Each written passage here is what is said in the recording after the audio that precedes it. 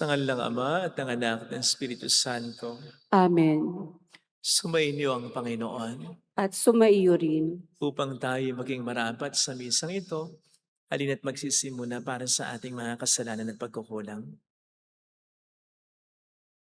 Tayo pong lahat, inaamin ko sa makapangyarihang Diyos at sa At sa inyo inyo, mga mga kapatid, kapatid, na na lubha lubha akong akong nagkasala nagkasala sa sa isip, isip, sa sa salita salita at at sa sa gawa gawa, at at sa sa aking aking pagkukulang. pagkukulang. Kaya Kaya sinasamo isinasamo ko ko sa sa mahal mahal na na Birheng Birheng Maria, Maria, sa sa lahat lahat ng ng mga mga anghel anghel at at mga mga banal, banal, at at sa sa inyo inyo, mga mga kapatid, kapatid, na na ako'y ako'y panalangin panalangin sa sa Panginoong Panginoong ating ating Diyos. Diyos.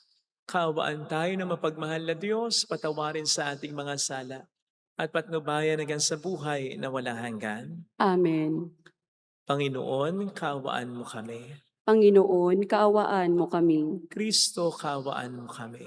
Kristo, kaawaan mo kami. Panginoon, kaawaan mo kami. Panginoon, kaawaan mo kami. Yumuko tayo, maaring ibulong sa Panginoon ang ating intensyon.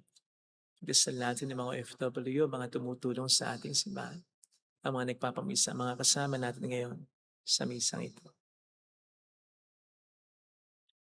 Manalangin tayo.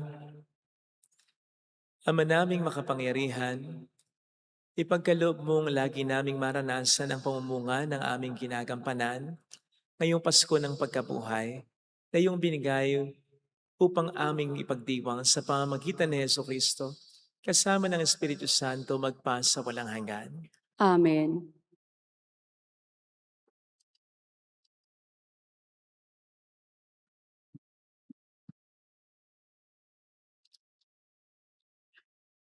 Ang salita ng Diyos mula sa mga gawa ng mga apostol.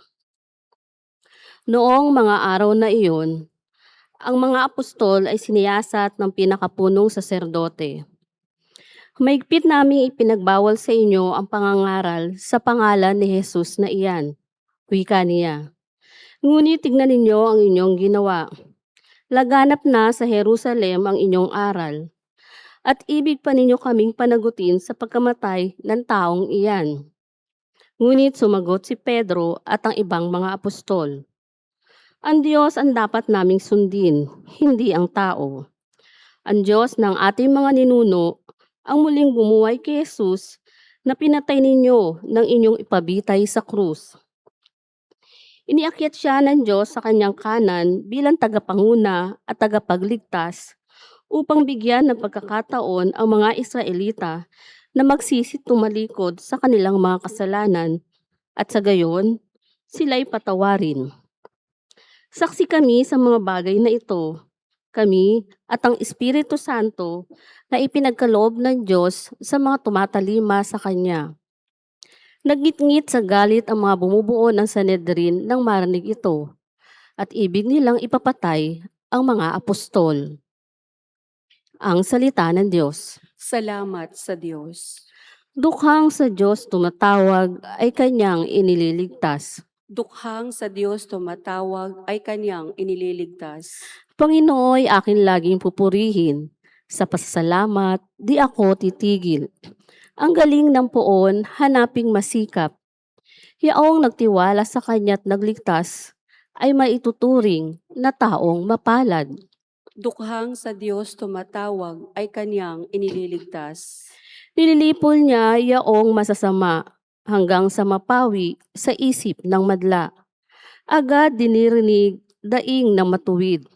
Inililigtas sila sa mga panganib. Dukhang sa Diyos tumatawag ay Kanyang inililigtas. Tumutulong siya sa nasisiphayo. Ang walang pag-asa'y hindi binibigo. Ang taong matuwid, masuliranin man, sa tulong na poon, agad may ibsan.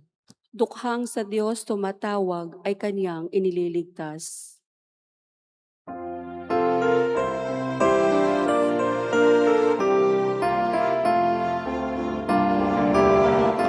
Aleluya, aleluya, aleluya.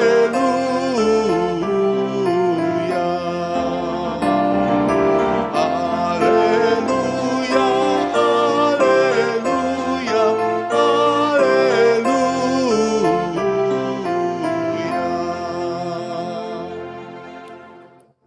Sumainyo ang Panginoon. at sumaiyo rin. Ang mabuting balita ng Panginoon ayon kay San Juan. Papuri sa iyo, Panginoon. Noong panahong yon, sinabi ni Jesus kay Nicodemo, ang mula sa itaas ay dakila sa lahat. Ang mula sa lupa ay tagalupa at nagsasalita tungkol sa mga bagay sa lupa. Ang mula sa langit ay dakila sa lahat. Pinatotohanan niya ang kanyang nakita at narinig. Ngunit walang maniwala sa kanyang patotoo. Ang naniniwala sa kanyang patotoo ay nagpapatunay na tapat ang Diyos. Sapagkat ang sinugo ng Diyos ay nagpapahayag ng mga salita ng Diyos at walang sukat ang kanyang pagkakaloob ng Espiritu Santo. Minamahal ng Ama ang anak at ibinigay sa kanya ang kapamahalaan sa lahat ng bagay. Ang nananalig sa anak ay may buhay na walang hanggan. Ngunit ang hindi tumatalima sa anak, hindi magkakaroon ng buhay, mananatili sa kanya ang puot ng Diyos. Mga kapatid, ang mabuting balita ng Panginoon. Pinupuri ka namin, Panginoong Heso Kristo. Welcome sa Our Lady of Lazarus at Quasay Parish kung saan ayos lang pong umiyak. Kasamahan tayo ng mahalay na sa pag-iyak at sa pagdarasal upang maging maayos ang lahat. Taga saan po ba kayo? Taga Norte o taga South? Taga dito sa Bulacan o sa ibang parokya o bayan? Kung sa abroad, again, taga saan? Saang banda? Saang panig ng mundo? Tinatanong ko po ito hindi lamang dahil sa alam naman po natin kung sino-sino, iba-iba ang nagsisimba sa atin, especially through our live stream. Tinatanong ko po ito kasi ito po ay konektado rin sa pwede nating paglilayan based on our gospel reading. Because as we all know, pwede nating malaman ang pagkakakilanlan ng isang tao batay lamang sa lengguwaheng ginagamit niya at maging sa punto o tono ng sasalita niya. Halimbawa po ako, ilang beses nang may nagsabi sa akin, Father, Tagalog na Tagalog ka. At yung punto mo, Bulakenyong Bulakenyo. Well, sa ating gospel reading ay parang ganun din ang sinasabi ng ating Panginoon sa atin. Sa parte kung saan sinabi niya, ang mula sa itaas ay dakila sa lahat, ang mula sa lupa ay tagalupa at nagsasalita tungkol sa mga bagay sa lupa. So parang sinasabi rin sa atin ng Bible verse na ito na mapagkakilanlan tayo. Malalaman kung taga saan talaga tayo. Batay sa lengguwahe na ginagamit natin at sa tono ng pananalita natin. Yun lamang ang tinutumbok dito tungkol sa taga saan ba tayo ay whether taga lupa or taga langit nga ba tayo. Of course, tayo naninirahan dito ngayon sa lupa. Pero alam po natin na hindi tayo mananatili dito. Tayo'y dumadaan lamang, naglalakbay lamang dito. We won't be here for so long. Darating ang panahon na iiwanan natin ito. Sapagkat ideally, tagalangit tayo. Ito ang isa sa pinakamahalagang dulot ng muling pagkabuhay ni Kristo. Binuksan niya para sa atin ang kalangitan, ang paraiso, kung saan taga dun talaga tayo. Biyaheng langit dapat tayo. Sapagkat ang sabi nga sa banal na kasulatan, sa isang Bible verse, we are citizens of heaven. Tayo mamayan ng kalangitan. Tayo narito sa lupa as tourist lang. Ang tanong, ito po kaya ay nababanaag sa atin? At least, base na lang muna sa mga salitang ginagamit natin at sa tono ng pananalita natin. Alam po ninyo, hindi na ako talaga nagbabasa ng mga komento sa social media as regards issues surrounding politics, about our nation, about the government. Kasi nakikita mo talaga yung mga comment, may skandalo ka. Grabe. Grabe kung magmura, grabe kung manlait, grabe kung mangmata ng kapwa, grabe kung manukso. Same thing. Yung mga feed sa social media, pipihira yung mga salita na makadiyos. Laging makamundo. Kung ano yung mga in ngayon, mga mamahalin at in na gamit ngayon, kung paano ka makapagpayaman, kung papaano ma-maintain ang yaman, kung papaano kumita ng pera. Hindi pa kasama diyan yung mga salita na bastos, yung mga salita na makikita mo, hindi naman sa pagmamalinis. Pero natutuwa pa rin naman ako kahit papaano sa sarili ko na uncomfortable pa rin naman ako sa mga salitang ito. Kasi yun ang dapat eh. Yun po ang dapat na maging reaksyon natin sa mga salita ng mundo. Dapat maging uncomfortable tayo. Dapat mahirapan tayong makibagay. Dapat mahirapan tayong maging at ease. Dapat hindi natin sinasabi yung lengguwahe ng mundo eh. On the other hand, ang lengguwahe naman ng mga makatiyos ay hindi bastos, hindi mayabang, hindi nalalait, hindi nagmamataas, kundi mahihiwatigan mo ang pagmamahal, ang paggalang, ang respeto, ang pagmamahal sa Diyos, ang pag-asa, ang values tulad ng pagbibigay, pagpapahalaga sa kapwa, etc. Hindi kinakailangan nagpipreach tungkol sa Diyos, kundi nahiwatigan sa kanya mga sinasabi ang mga bagay na tungkol sa Diyos at ang mga values na gusto siyempre ng Diyos. I wonder kung nasa saan po tayo. In connection with this, ang lengguwahe ng taong makamundo pagdating sa problema, bahala na, kapit na sa patalim, kung ano na lang yung mangyayari. Tapos may pagmumura, may paninisi, may galit, may pagkainggit, may paghahatak ng kapwa pababa, something like that. Pero ang lengguwahe ng taong makadiyos, nandun pa rin ang mga magagalang, mapagmahal na mga salita, marespetong mga salita. Higit sa lahat, nandun pa rin ang mga salitang nagtitiwala sa Diyos. Hindi naninisi ng Diyos. Nandun pa rin ang mga salitang nagpapasalamat sa Diyos. Nandun pa rin ang mga salita na may assurance na may maganda pa rin mangyayari, mahal pa rin tayo ng Diyos, marunong ang Diyos. Kaya pa rin ito sa tulong ng Diyos. At sinasabi yung mga salitang yon nang may tono ng pag-asa. Hindi para masabi lang. Sapagkat yung mga salitang yon ay namumutawi talaga, bumubukal talaga sa isang kaloobang sumasampalataya sa Diyos sa kabila ng mga problemang naranasan. Sana, ganun po ang lengguwahe natin. Yung lengguwahe ng makadiyos. Yung lengguwahe ng mamayan ng kalangitan. Yung lengguwahe ng mga anak ng Diyos.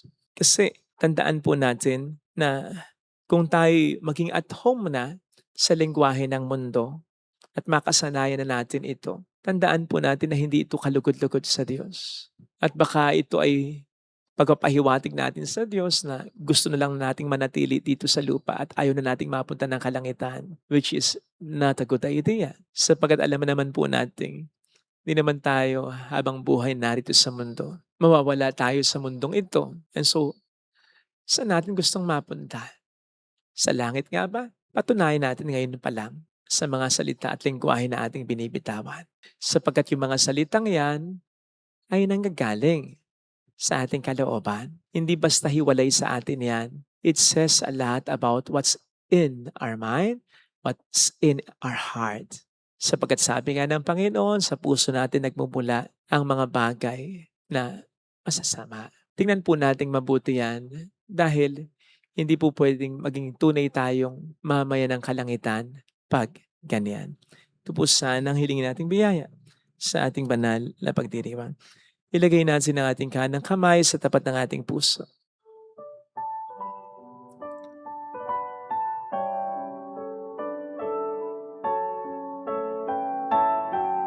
Awitin natin.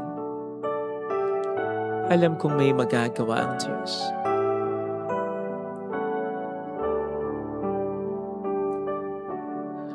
Alam kong may magagawa ang makapangyarihan siya. Alam kong may magagawa ang Diyos. Walang imposible sa Kanya. Kung ako'y magtatapat, sa Kanya'y maglilingkod, alam kong may magagawa ang Diyos.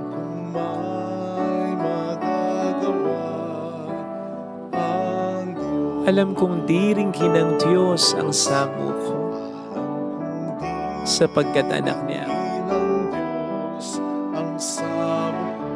Alam kong diringgin ng Diyos ang samo ko, Alam kong diringgin ng Diyos sapagkat mahal niya ang ako. samo ko. Kung ako'y magtatapat, Kung ako'y magtatapat, sa Kanya'y maglilingkod. sa Kanya'y maglilingkod. Alam kong diringgin ng Diyos ang samo ko. Diringgin ng Diyos ang samo Pumikit tayo. ko. Panginoon, tulungan mo ako na huwag maging makamundo sapagkat alam kong hindi napupunta ng langit ang mga makamundo. Tulungan mo po ako na at least sa mga salita ko, mabanaagan na ako ay hindi sa mundong ito. Nakatira lamang pero hindi mananatili dito. Tulungan mo po akong ma-imbue ng values mo at hindi ng mundo. Tulungan mo po na kahit may mga problema ako, manatili akong nananalig sa iyo. Nagtitiwala sa paraan mo at di sa paraan ng mundo. Tulungan mo ako, Panginoon, na mangyari ito. Hallelujah! Purihin ang Diyos. Hallelujah! Pasalamatan siya. Siya ay muling babalik sa atin. Hindi ka niya iiwan, hindi ka niya papabayaan, paniwalaan mo yan. Babalik sa atin. Hallelujah! Purihin ang Diyos. Hallelujah! Sa takdang panahon, babalik ang Panginoon upang tayo ay tapat siya sa kanyang mga pangako sa atin.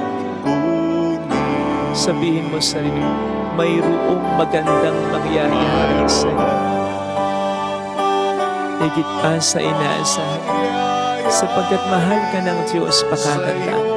Kung lalapit ka kay Jesus, maaaring matagal, maaaring maging mahirap, pero magiging maayos ang lahat. Kapatid, hindi ka dito, taga dito sa lupa. Anak ka ng Diyos, taga langit ka. Ibagay mo ang disposisyon mo. Hindi ka dapat nawawala ng pag-asa. Anak ka ng Diyos, maniwala ka. Papuri sa Ama at sa Anak sa Espiritu Santo. Kapara ng sa unang-una, ngayon at magpakailanman, magpasa walang hanggan. Amen. Pag-aalay.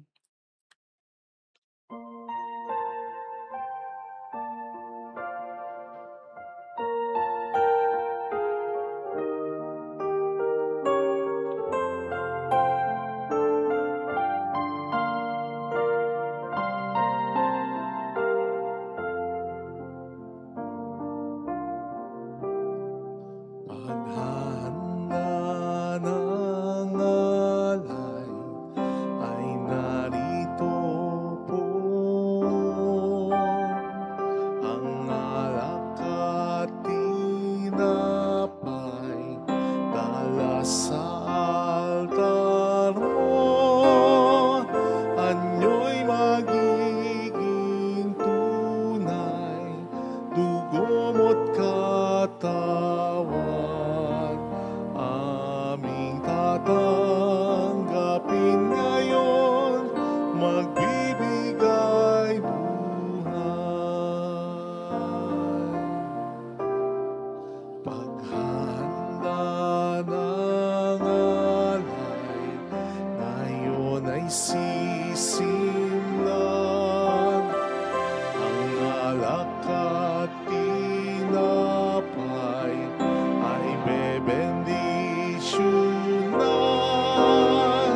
Anyo'y magiging tunay, dugo mo't katawan. Ito'y aming tatanggapin sa pakikinabang. Manalangin tayo, pang ating handog ay maging kalugod-lugod sa Diyos sa mga makapangyarihan.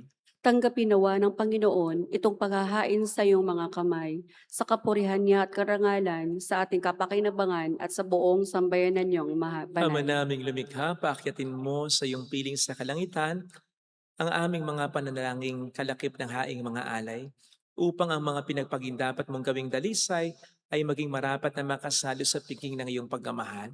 Sa pamamagitan ni Heso Kristo kasama ng Espiritu Santo magpa sa walang hanggan. Amen. Sumainyo ang Panginoon. At sumaiyo rin, Itaas sa Diyos ang inyong puso at diwa. itinaas na namin sa Panginoon. Pasalamatan ng ating Panginoong Diyos. Marapat na siya ay pasalamatan. Ama naming makapangyarihan, tunay nga pong marapat na ikaw ay aming pasalamatan. Ngayong ipinagdiriwang ang paghahain ng Mesiyas, ang maamong tupa na lumubos sa aming lahat.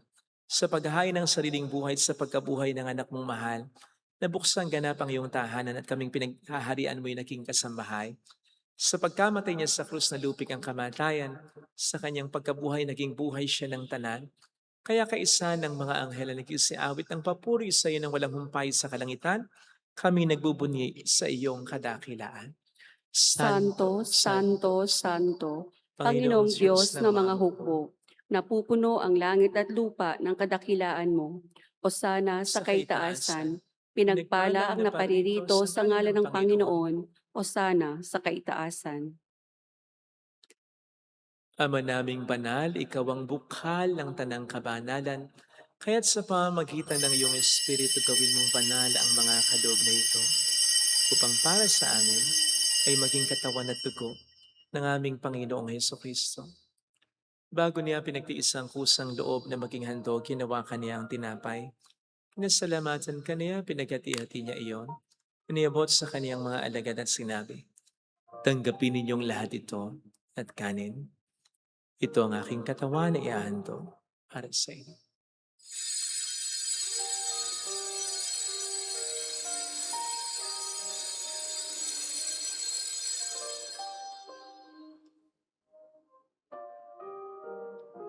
Ngayon din naman nang matapos ang hapunan, hinawakan niya ang kalis. Muli kaniyang pinasalamatan. Iniabot niya ang kalis sa kaniyang mga alagad at sinabi, "Tanggapin ninyong lahat ito at inumin. Ito ang kalis ng aking dugo ng bago't walang hanggang tipan. Ang aking dugo na ibubuhos para sa inyo at para sa lahat sa ikapagpapatawad ng mga kasalanan. Gawin niyo ito sa pag-alala sa akin."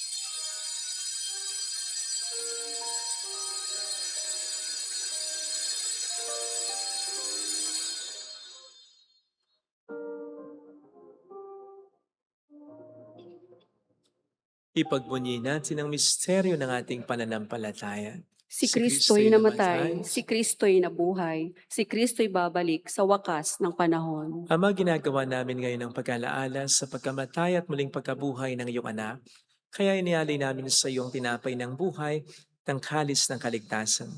Kami nagpapasalamat dahil kami iyong binarapat na tumayo sa harap mo para maglingkod sa iyo.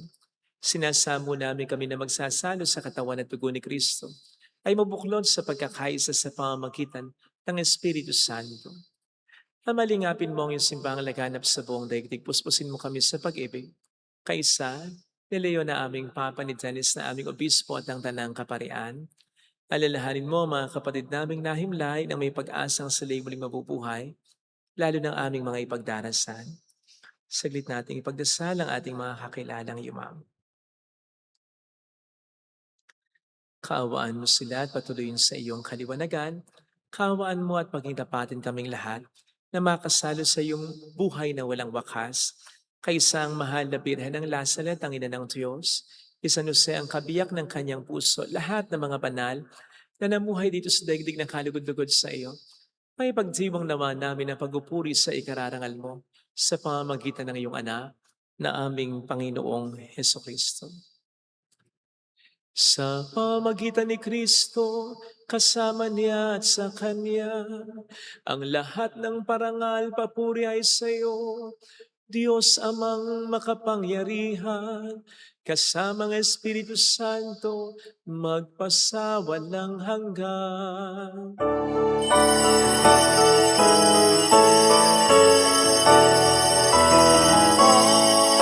Amen.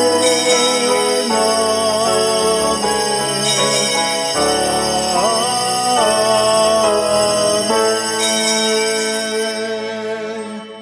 Tumawag tayo sa ating Ama.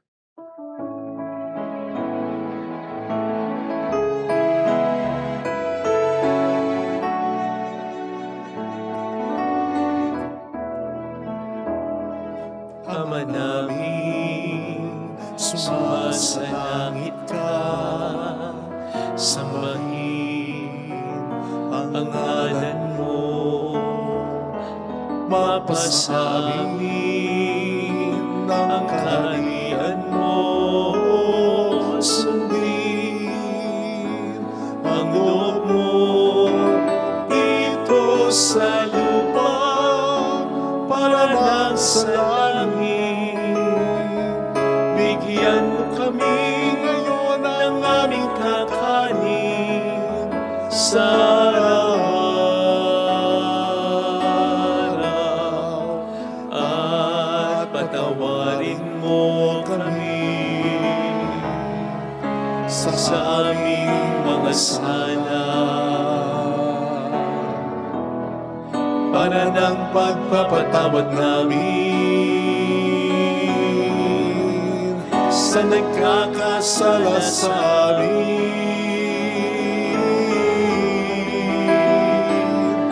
At huwag mo kami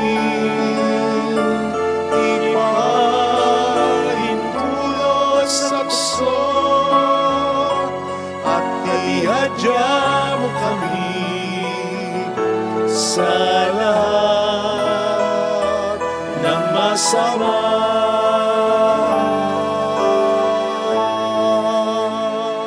Iniling namin kami atiyan sa lahat ng masama, pagkalooban ng kapayapaan na araw-araw, iligtas sa kasalanan, samantalang aming pinaghahandaan ang dakilang araw ng pagpapahayag ng tagapagligtas naming si Heso Kristo.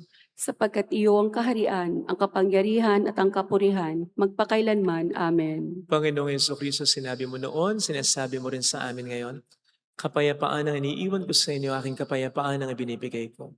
Tunghayin mong aming pananampalataya, huwag kang aming pagkakasala. Pagkalooban mo kami ng kapayapaan at pagkakaisa sa iyong kalooban, kasama ang Espiritu Santo magpasa walang hanggan. Amen. Ang kapayapaan ng Panginoon ay sumainyo na bang lahat. At sumaiyo rin. Bigayan tayo ng kapayapaan sa isa't isa. Kapayapaan po. Peace, peace. Kordero ng Diyos, Na nag-aalis ng mga kasalanan ng sanlibutan, maawa ka sa amin. Kordero ng Diyos na nag-aalis ng mga kasalanan ng sanlibutan, maawa ka sa amin. Kordero ng Diyos na nag-aalis ng mga kasalanan ng sanlibutan, ipagkaloob mo sa amin ang kapayapaan. narito sa harap natin ng Panginoon ang ating buhay at kaligtasan. Mapalad tayong inaanyayahan.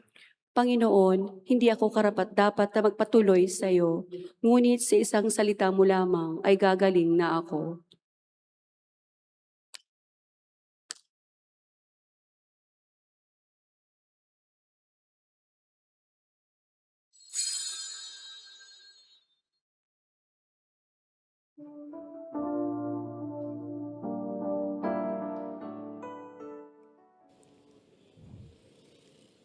Panalangin para sa espiritual na pakikinabang.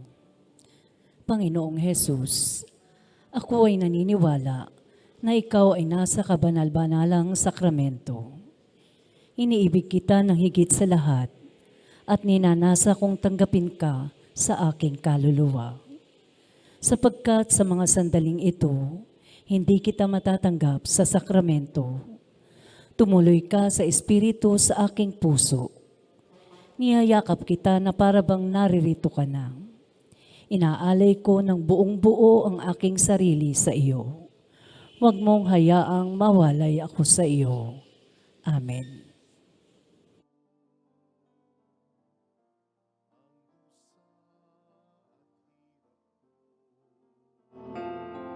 Ay para sa iyo, Panginoon ko, ang tulad ko'y walang karapatan, sa'yo ay tumanggap, ngunit sa isang bigkas mong hamon, ay gagaling na ako.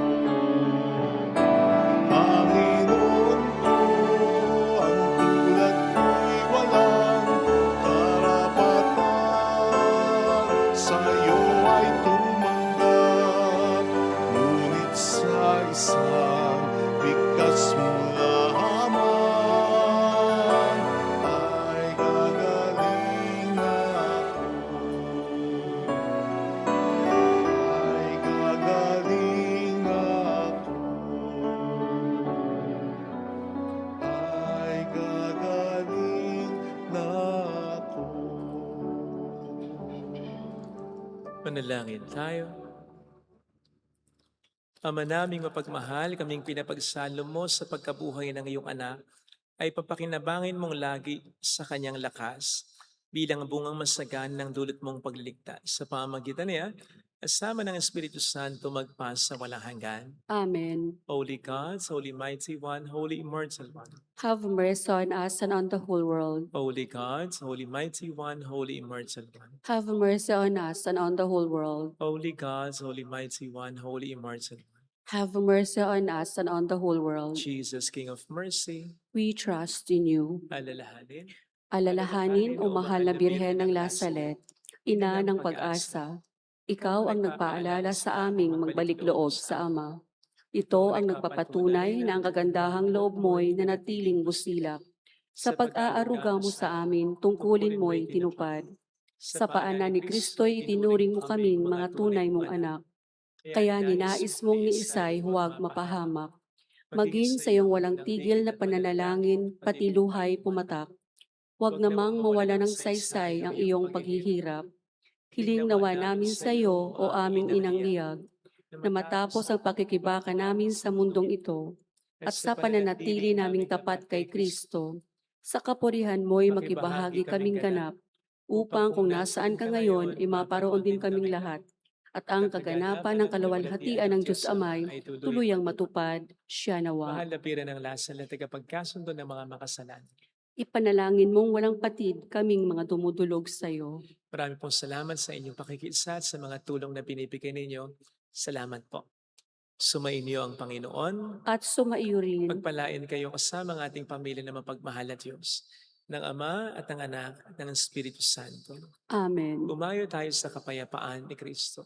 Salamat sa Diyos. Salamat din.